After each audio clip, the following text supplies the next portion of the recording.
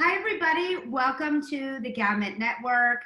As I was talking before we even started recording, Tiffany and I have been social network friends for about 4 years now. So it's so fun to finally meet you in person, and I'm so honored to have you on the show. It is my pleasure to welcome Tiffany to the show. Hi. Thanks for having me, Mindy. So happy you could be here.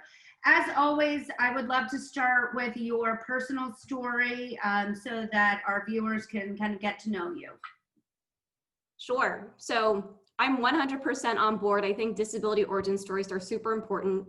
And so my entrance into this wonderful community started when I was 9. My dad and a couple siblings and I were dropping my mom off at the airport. And on the way home, he actually ended up losing control of the car.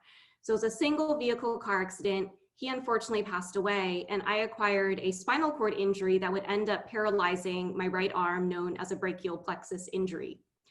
I like to share that oftentimes I think there are 2 origin stories related to disability. The first is when the disability happened, so whether you acquired it or if you were born with it. And then the second happens when you actually take ownership over your disability identity and feel really proud of it. So over the past 10 years or so, I've been disabled for almost 23 years now. Thanksgiving this year will be 23 years. But about 10 years ago, kind of started this journey to really root myself in a disability community and start to hear, exactly like you're doing now, all of the really incredible stories that exist within this community. And I really have to thank you so much for bringing up that important piece of the 2 origin stories, because it's very interesting timing, because my origin story with Oliver, he's not quite where you are right now. He is very much, I think, in the first phase of the origin story, being that he was born with his disability, but he's not necessarily ready to join the community. He wants his support from the sidelines, but not yet ready to be fully immersed in it. He's almost 16 years old, so it feels very appropriate for a teenager. But I think that's such an important point, because in a lot of the stories that we share on the Gamut Network, whether they're born with it or happens during the course of their life, there definitely seems to be that moment of the second origin story where they embrace that they're ready to accept, this is me, this is my body, this is who I am. Was there a moment in time, was there something that happened in your life that allowed you to embrace who you are and be comfortable in your body? I love that question. I think I also want to name that sometimes some of us within the disability community may never get to that second origin story, and that's okay. And how can we create space for that as well? So anyway, so I just wanted to say that. But I think the turning point for me happened in 2009.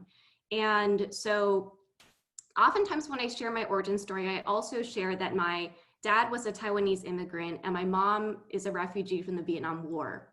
And I think it's really important to share those, because there are things that exist being the daughter of Asian immigrants that really influence the way I grew up. So after the car accident, I never received mental health support. We never talked about the car accident again. Death is very stigmatized and disability is very stigmatized, even more so within an Asian context, because in an Asian context, everything is within the family unit. And so if you have a daughter who's disabled, it causes shame to the whole family. If there's a death in the family, it causes shame to the whole family. So 2009 was the first time I remember. It was October 22nd, 2009. And I had been invited, I was at university at the time, and I had been invited to speak on a panel, and I had never really done public speaking before, but speak on a panel around featuring different students or student leaders who were kind of disabled or like periphery, like running campus clubs, etc. And that was actually the first time that I shared the story of the car accident publicly, because I had always grown up, and 2009, the car accident happened in 1997. 2009 was 12 years after the car accident. So I spent 12 years never telling anyone about what had happened. And even now, I've been reconnecting with a couple people I went to middle school and high school with. And they were like, I knew about your arm, but I didn't know about the car accident, right? And I think that especially when our origin stories are traumatic, you know, I think trauma is a large part of many of our origin stories, unfortunately. But when there's so much suppressed trauma, the first time it came out, so for me in 2009, the first time I told that story, I cried. And I think I cried for the next couple of times I told that story. But I think now looking back, what I often tell people is the crying is what it feels like to be seen for the first time. Of course, there's a lot of pain, there's grief in there, and that's maybe where the softness of the heart comes from. But it's also the first time that a young woman, me in this case, is stepping into her space and owning that that story was valid and real. So that was the beginning. It didn't feel like a proud moment to me because it was so soft, but I guess I would argue that those soft moments are actually what made me the most proud to be disabled. It's so beautiful, and you said it so eloquently, and it's so relatable in whether it's a disability or some other, you know, traumatic change that happens along the journey of your life. I just have a side question for my own edification. Now that we're in 2020, is the Asian culture as it was? Like, would disability still bring shame to the family? I think it's changing among my generation. So now I'm in my 30s, right? Yeah. And my mom is in her 60s. My mom, so now you're seeing, so I'm first generation. When slash if I have kids, I don't know if I will carry all of those. And actually what I think is interesting in how my mom raised me is that while she still held so many of her cultural values close to her heart, she I never learned about the importance of them. So for example, every single April, there is something in Asian culture, or there's something within our Taiwanese Canto culture called Qingmingjie, which means tomb sweeping holiday, which I would equate, I call it like Chinese Memorial Day. And I fly home, so I'm in San Francisco now. I fly back home to DC for a day or two just to go and visit my dad's grave and my grandmother and other people we've lost. But I don't actually know what is so important about me, right? Unless I decide to go onto Google. So my mom has us participate, but we're not active participants, if that makes sense. So I actually only, as of 2020, started to do research around these shame to the family things, the death, disability, the trauma, and started to realize, wow, that actually had way more of an influence on the way that I viewed disability growing up and my story, and the fact that I felt like I had to hide and cover and pass for so long before I could come out. And oftentimes, you know, as we talk about that second origin story, I call it a little bit of a coming out in a way. Mm-hmm. And even if I look at dynamics now, so I built my career, or I started my career in finance, and then I transitioned into disability advocacy full-time about 3.5 years ago. And I've spoken publicly about this before, but my mom is not super excited about my work, right? Because I also need to understand that I wasn't the only one who was impacted by the car accident. Two of my siblings were also in the car. She lost her husband. And so here I am as part of my own healing journey, sharing this story, but also understanding that that may not be what she wants and what she wants shared about her family. So many different perspectives there. Which I know, it's very complex. No, but I love that, because number one, it's important for our audience and people watching this to understand that there's cultural barriers, again, you know, with people with disabilities and other customs. But beside, you know, just the heavy lifting of bringing people with disabilities into the public eye, there's so many other factors that cause barriers that are not known. I just learned about this in regard to the Asian culture, but you know, certainly there are other examples of that it's just hard enough to bring people with disabilities to the forefront, and then take all of the other aspects that make it even more challenging. But I'm happy that you leaned into your disability work, because I want people to hear a little bit more about what you're doing. Sure. So I run a community called Diversability, which is all about amplifying, showcasing, elevating the diversity of our disability lived experiences. So what that means for me is, how can we increase representation? And Mindy, I think you and I are very aligned in so many ways that we work, but how can we increase representation? How can we increase visibility? How can we increase access? And for me, you know, you talked about how we just want to create more visibility for disabled people first, right? But this is where intersectionality comes into play, where what happens if you are Black? What happens if you are Asian? And I'm sorry, I'm going off on a little bit of a tangent here, but intersectionality is really fascinating for me. And I think it's at the core of what I'm trying to build at Diversability, because what I'm trying to show is whose story gets to be told, and who gets to decide that, right? And I really liked the word democratize for a while. I still like the word how can we democratize visibility? How can we democratize access?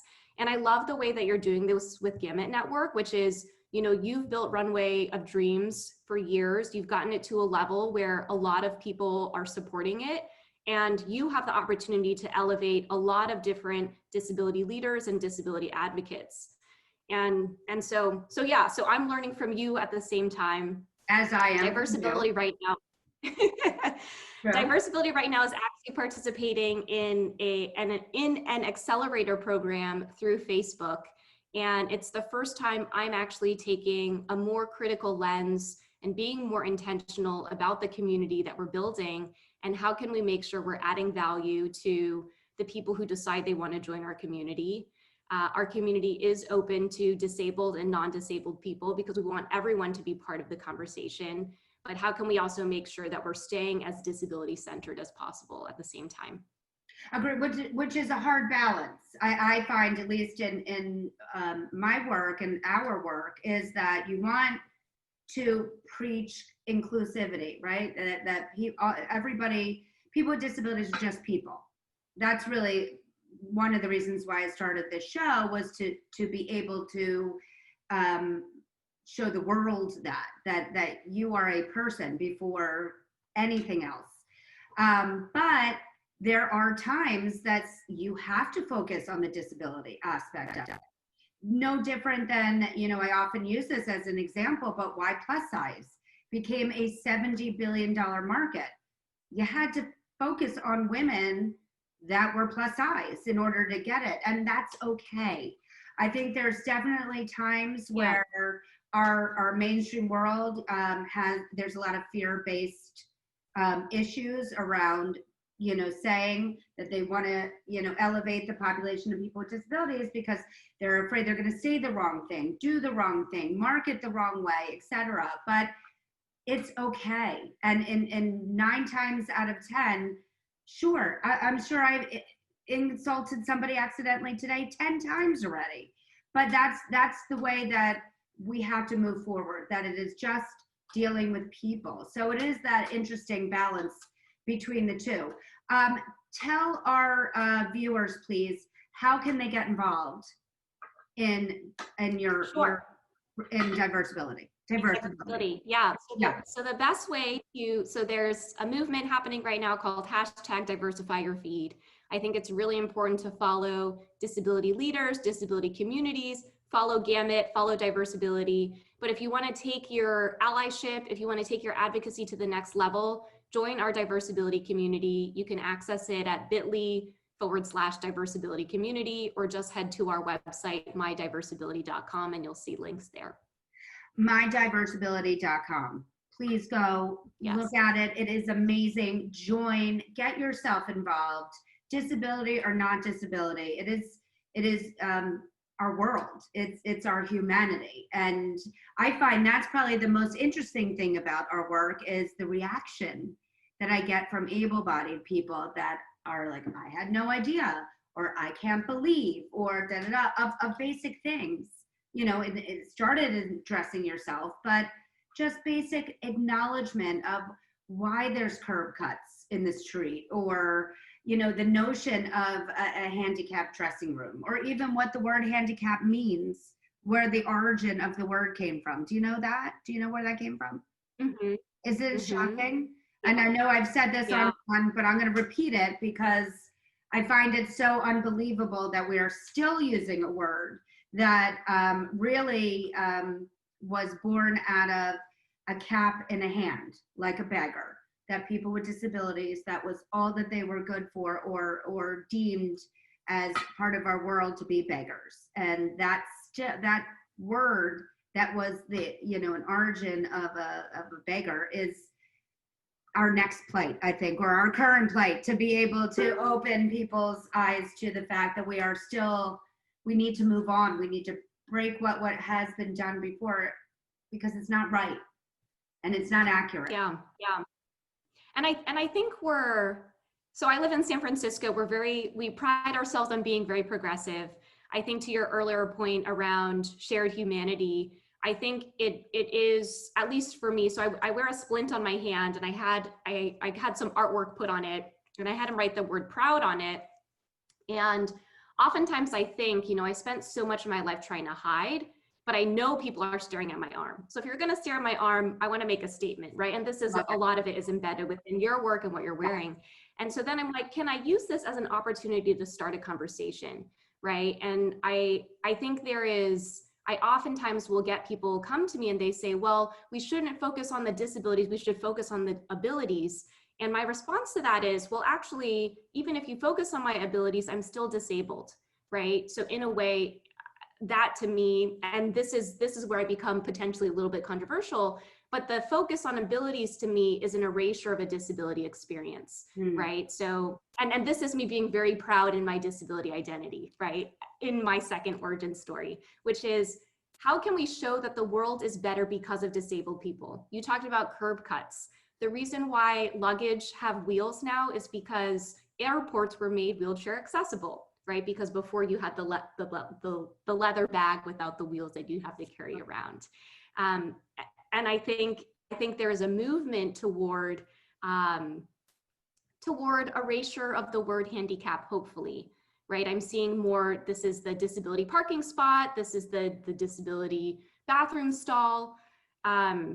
My hope is that disability is not a bad word. It is a neutral word, and it is up to us to really define if we want to make the narrative empowering or disempowering. I couldn't agree more, and I often say that we are working to rebrand who people with disabilities are, because we really have to just show the humanity around it and what we have grown from. You know, yes, we have. I love the idea that San Francisco is progressive in that way, that we're using the accurate word, which is disability, not handicapped. So I think that we need to just grow as in every other part of our lives in our journey, that we're growing from what we now know. So with that journey, I'd like to ask all of my guests the same final question, and that is about the power of a vision board and manifesting what you want to happen in this lifetime. I keep my vision board very, very close. I have a picture of it as my the screensaver of my phone, because I constantly want it with me, and it ever evolves in terms of what, you know, my grand plan and vision is going to be. If we got to peek onto Tiffany's vision board, what would we see? So I actually have a vision board, and it is hanging on my wall. Would you like to see it? I would love it. Yes. Okay, I'll take you on a little journey. Yes, This is the real vision board. So I started making a vision board in 2019, and Alex Locust, who is another disability advocate that I admire, hosted a vision board. Oh my God, party. I love it, I love it, I love it. So I'm just looking at my vision board to remind me, but, and actually I'll whoops, I just kicked my piggy bank. Oh, that's a good sign, I think. I know. So if I'm looking, I'm trying to figure out if I can get a good shot here.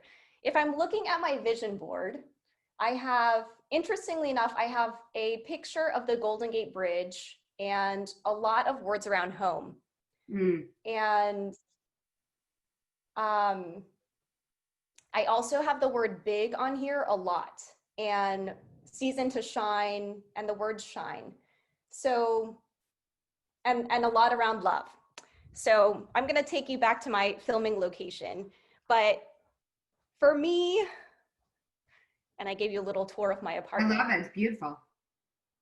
But my life vision board is all about stepping into my space and filling that space and feeling my power.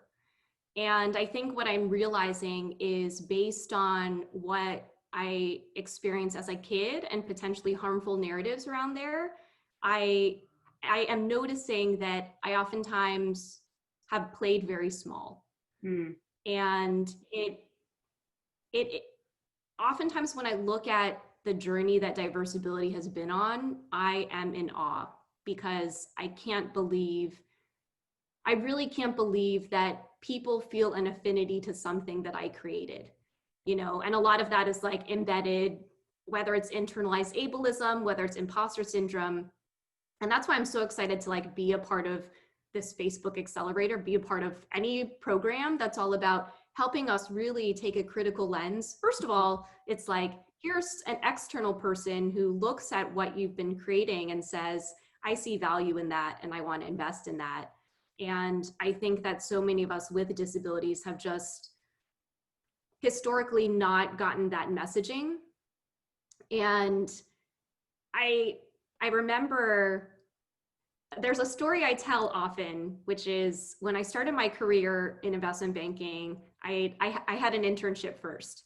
And every single week you could go in and talk to the recruiter about feedback of how you were doing. And I remember as I was leaving, Jenny, who was my recruiter at the time, said, Tiffany, I want to let you know that you deserved your place here. Like, you don't need to feel like you have a chip on your shoulder.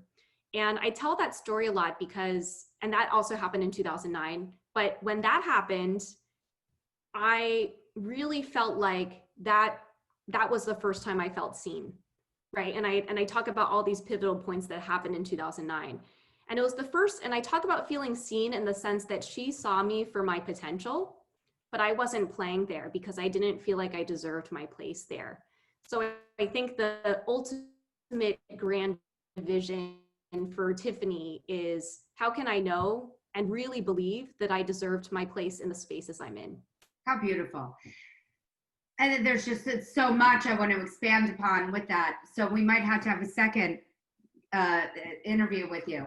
But I think the words that you spoke, and certainly that are on your board, resonate to everyone, right? That you don't have to have a disability to feel that you are disabled in some way, whether that's mental health, whether that's confidence, whether it's an actual disability. And stepping into your space, your place in the world does take courage, and it does take confidence. And that's where you shine, you get big, and you love your words, your board. So thank you so much for sharing that with us. It has been so wonderful. Again, people, please, please, please go to Diversability, mydiversibility.com. And on social media, it is Diversability. Yes. Okay. Yes, it's just at Diversability across all channels. And if they want to get in touch with you directly to find out more information, what's the best way to do that? Sure. I have a website, tiffanyyu.com, and you can follow me across social channels it's at the letter I, the letter M, and my first and last name, Tiffany Yu. Perfect. Thank you so much for joining us. I love seeing your face. I love that you were on the show, and I can't wait to watch you change the world. You and me both. Deal. Thank you. Have a great day. You too. If you would like to be on the Gamut Network, please email us at talent@gamutmanagement.com to tell us why you'd be a great guest. Please also don't forget to subscribe to our YouTube channel at the Gamut Network, as well as follow us on social media at Gamut Management. Thank you again.